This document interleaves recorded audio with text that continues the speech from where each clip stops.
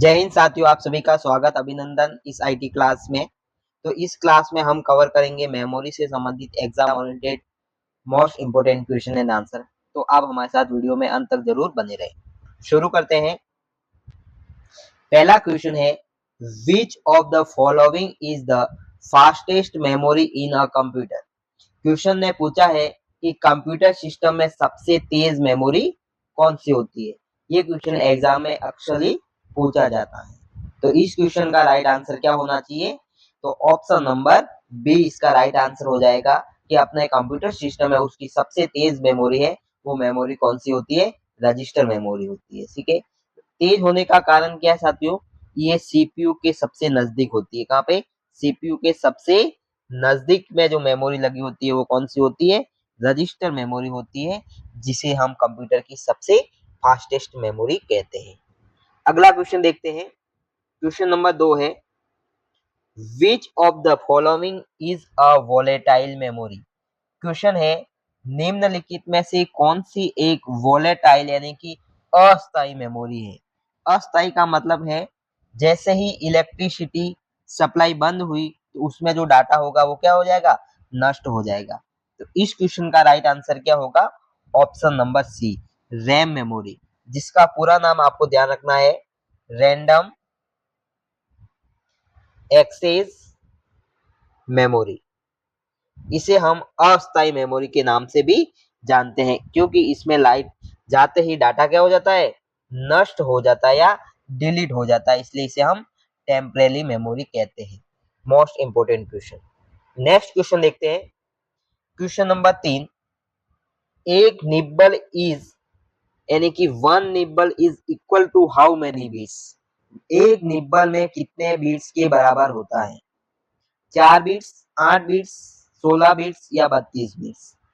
तो right answer क्या हो जाएगा इसका?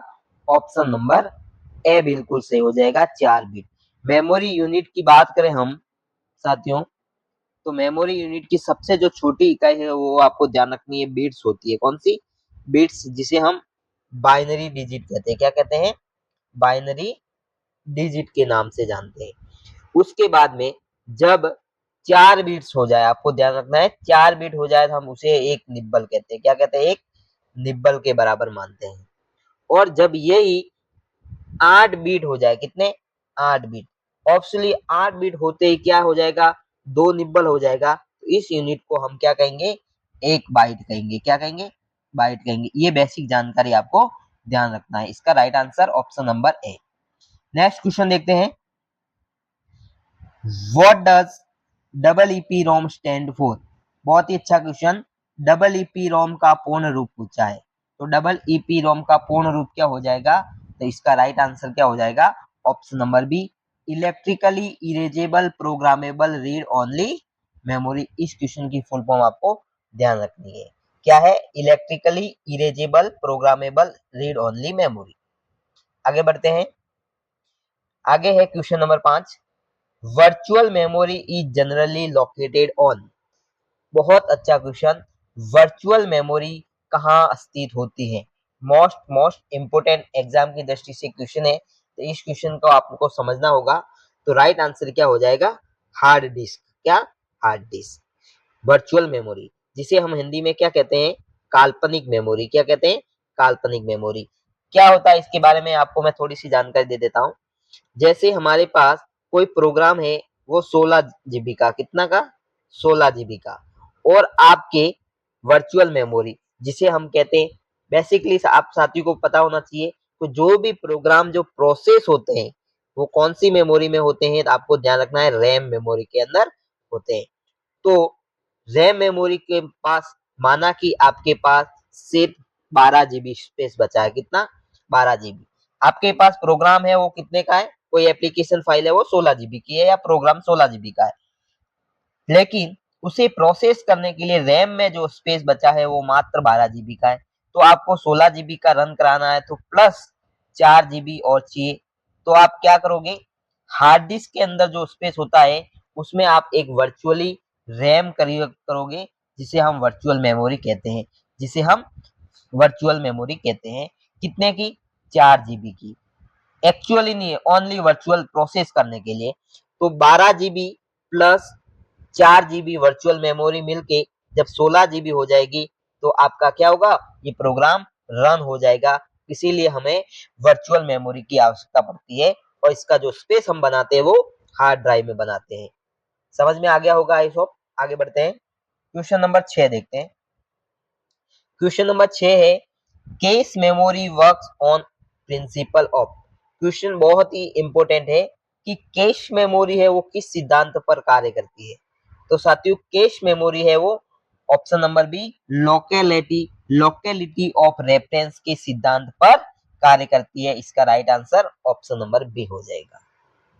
आगे बढ़ते हैं, क्वेश्चन नंबर 7 क्या कह रहा है, which of the following storage device uses sequential access. ये भी इंपॉर्टेंट क्वेश्चन क्वेश्चन है, निम्नलिखित में से कौन सा स्टोरेज डिवाइस अनुक्रमिक पॉस यानी कि सीक्वेंशियल एक्सेस का उपयोग करता है। सीक्वेंशियल का मतलब क्रम से, एक के बाद एक।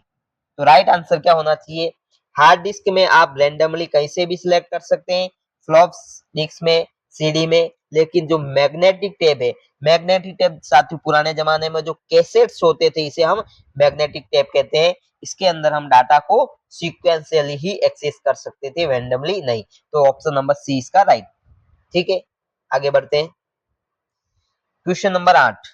क्वेश्चन नंबर 8 है the storage held firmly in non-volatile hardware like ROM is called। Question क्या कह रहा है हिंदी में समझते हैं, नॉन वोलेटाइल हार्डवेयर जैसे रोम में स्थायी रूप से डाटा स्टोर किए गए सॉफ्टवेयर को हम क्या कहते हैं। ये बहुत ही अच्छा क्वेश्चन है। तो इसका राइट आंसर क्या हो जाएगा, ऑप्शन नंबर बी, इसे हम फर्मवेयर कहते हैं। क्या कहते हैं, फर्मवेयर, जिसे हम हार्डवेयर और सॉफ्टवेयर का कॉम्बिनेशन भी कहते हैं। तो आपको ध्यान रखना इसका राइट आंसर क्या है, firmware.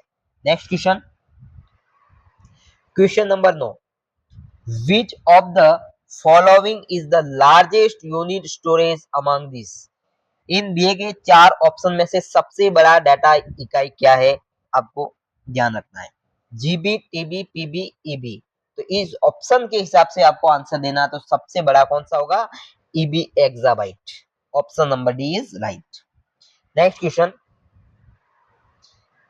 what is the typically storage capacity of a standard CD-ROM। Question है, एक मानक सीडी रोम की विशिष्ट स्टोरेज क्षमता कितनी होती है। तो इस क्वेश्चन का राइट आंसर क्या होगा, ऑप्शन नंबर है 700 MB। ठीक है, नेक्स्ट क्वेश्चन। साथियों 10 क्वेश्चन हो गए हैं, हमने कुल 25 क्वेश्चन लिए मेमोरी से। आई होप आपको 10 क्वेश्चन अच्छे लगे हो। तो चैनल को लाइक, शेयर एंड सब्सक्राइब कर हमें सपोर्ट जरूर करें, क्योंकि हमारा चैनल बिल्कुल नया चैनल है और इस पे सब कंप्यूटर से संबंधित ही क्वेश्चन कराए जाएंगे। आगे बढ़ते हैं, question number 11, why does the RAM needed to be refreshed consistently. यानी कि डी रैम को लगातार रिफ्रेश करने की आवश्यकता हमें क्यों होती है। बहुत ही अच्छा क्वेश्चन। तो क्वेश्चन का राइट आंसर क्या हो जाएगा, ऑप्शन नंबर डी। क्या हो जाएगा, option number B, B is right. It uses capacitor that leak charge. क्योंकि यह कैपेसिटर का उपयोग करता है जो चार्ज लीक करते हैं, इसीलिए डी रैम को लगातार रिप्लेस की आवश्यकता होती है। इसमें कैपेसिटर का उपयोग किया जाता है, जबकि एस रैम में ट्रांजिस्टर का उपयोग किया जाता है।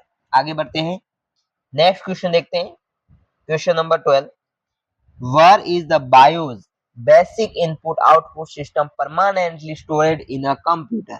इंपॉर्टेंट क्वेश्चन, कंप्यूटर में BIOS basic input output system स्थायी रूप से कहाँ स्टोर होता है।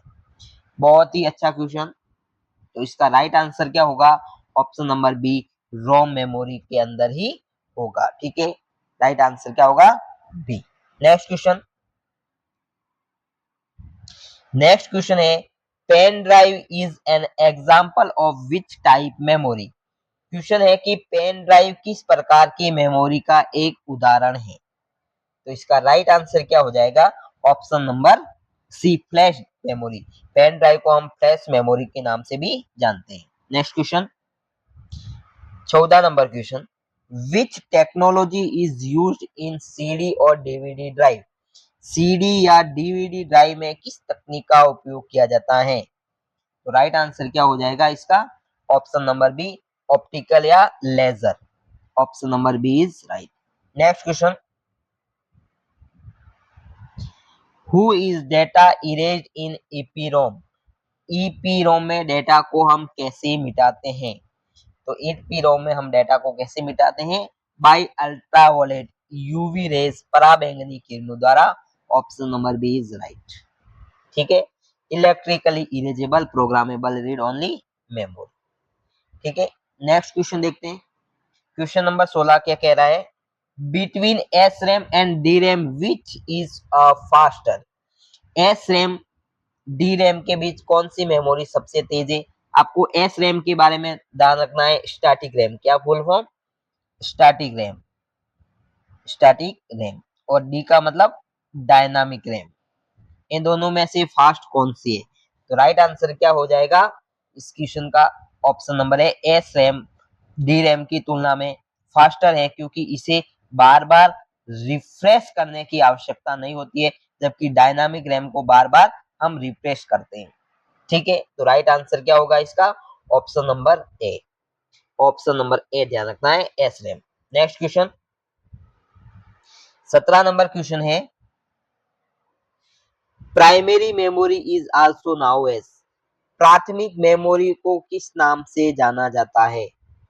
तो प्राथमिक मेमोरी जिसे हम रैम कहते हैं, इसे हम क्या नाम देते हैं? Main memory. Option number D is right. Next question, question number 18, what is the standard storage capacity of a 3.5 inch floppy disk? अभी वर्तमान में नहीं, लेकिन इसकी क्षमता कितनी है? तो राइट आंसर क्या हो जाएगा? Option number B, 1.44 MB। बहुत ही कम स्टोरेज डिवाइस। ठीक है, right answer B. Next question, question number 19, which disk is divided into concentric circle called track? कौन सी डिस्क सकेंद्रित वृत्तों में विभाजित होती है जिन्हें हम ट्रैक कहते हैं? तो राइट आंसर क्या हो जाएगा इसका? Option number B, magnetic disk या हार्ड डिस्क में डाटा को हम ट्रैक के रूप में डिवाइड करते हैं, छोटे छोटे ट्रैक बनाते हैं। ठीक है, ऑप्शन नंबर बी राइट है। Next question, memory access time is typically measured in? Memory का एक्सेस टाइम आमतौर पर किसमें मापा जाता है? बहुत ही अच्छा क्वेश्चन। तो राइट आंसर क्या हो जाएगा? ऑप्शन नंबर बी, मिली सेकंड या नैनो सेकंड के अंदर मापा जाता है। तो ऑप्शन नंबर बी राइट हो जाएगा। ठीक है, नेक्स्ट क्वेश्चन देखते हैं। क्वेश्चन नंबर 21 क्या कह रहा है? A half byte is known as? Half byte को किस रूप में मापा जाता है? तो राइट आंसर क्या है? Nibble. Option number C right. Half byte यानी कि एक बाइट के अंदर कितने होते हैं? 8 बिट होते हैं। तो हाफ, 8 हाफ बाइट का मतलब हो जाएगा 4 बिट, और इधर हो जाएगा निब्बल। ठीक है, आपको ध्यान रखना है। अगला क्वेश्चन देखते हैं। क्वेश्चन नंबर 22 क्या है? SSD stand for? एसएसडी का पूर्ण रूप पूछा है, तो solid state drive. Solid state drive, option number A is right. ठीक है, नेक्स्ट क्वेश्चन देखते हैं। क्वेश्चन नंबर 23 है, which memory act as a buffer between the CPU and the main memory? कौन सी मेमोरी सीपीयू और मुख्य मेमोरी के बीच buffer के रूप में कार्य करती है? बहुत ही प्यारा क्वेश्चन। जैसे ये सीपीयू है, ये आपकी हार्ड डिस्क हो गई, इसके अंदर आपको रजिस्टर मेमोरी देखने को मिलेगी। कौन सी? रजिस्टर। और ये आपकी रैम मेमोरी।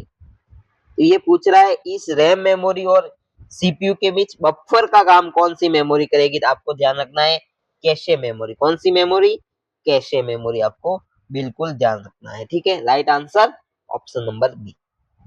अगला क्वेश्चन, अगला क्वेश्चन है बहुत ही अच्छा, what is the primary difference between ROM and Rome?